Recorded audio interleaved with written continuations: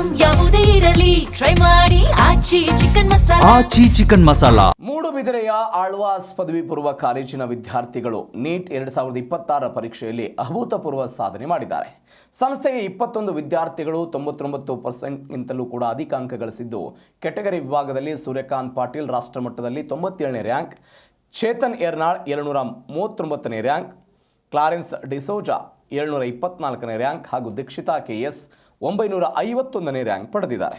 ಕಾಲೇಜಿನ 10 ವಿದ್ಯಾರ್ಥಿಗಳು 600ಕ್ಕೂ ಅಧಿಕ ಹಾಗೂ 161 ವಿದ್ಯಾರ್ಥಿಗಳು 500ಕ್ಕೂ ಅಧಿಕ ಅಂಕಗಳನ್ನು ಗಳಿಸಿದ್ದಾರೆ. ಈ ಭರ್ಜರಿ ಫಲಿತಾಂಶದಿಂದಾಗಿ ವಿಭಿನ್ನ ಮೀಸಲಾತಿ ಕೋಟಾಗಳ ಅಡಿಯಲ್ಲಿ ಆಳ್ವಾಸ್ ಸಂಸ್ಥೆಯ ಸುಮಾರು 450ಕ್ಕೂ ಹೆಚ್ಚು ವಿದ್ಯಾರ್ಥಿಗಳು ಸರ್ಕಾರಿ ಕೋಟಾದಲ್ಲೇ MBBS ಸೀಟು ಪಡೆಯುವ ನಿರೀಕ್ಷೆ ಇದೆ. ಈ ಬಗ್ಗೆ ಆಳ್ವಾಸ್ ಶಿಕ್ಷಣ ಪ್ರತಿಷ್ಠಾನದ ಅಧ್ಯಕ್ಷರಾದಂತಹ ಡಾಕ್ಟರ್ ಎಂ ಮೋಹನ್ ಆಳ್ವ ಪತ್ರಿಕಾಗೋಷ್ಠಿಯಲ್ಲೆಲ್ಲ ತಿಳಿಸಿದರು.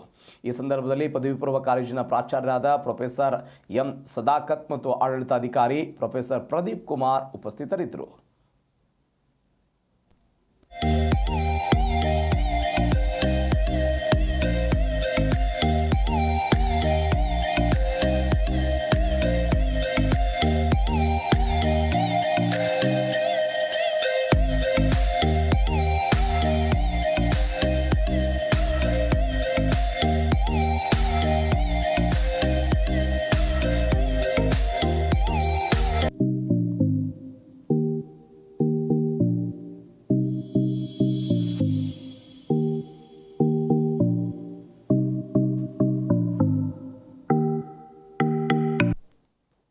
ಈ ವರ್ಷದ ನೀಟ್ ಪರೀಕ್ಷೆಯ ಫಲಿತಾಂಶವು ಇವತ್ತು ತಾನೇ ಬಂತು.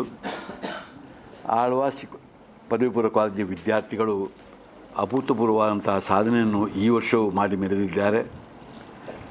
ಈ ವರ್ಷವೂ ಕನಿಷ್ಠ 450ಕ್ಕೂ ಮಿಕ್ಕಿ ವಿದ್ಯಾರ್ಥಿಗಳು ಜನರಲ್ ಕ್ಯಾಟಗರಿಯಲ್ಲಿ, ಮೀಸಲಾತಿಗಳಲ್ಲಿ 100ಕ್ಕೆ 100% ಅವರು MBBSಗೆ ಸೇರುವಂಥ ಸಾಧ್ಯತೆ ಇದೆ.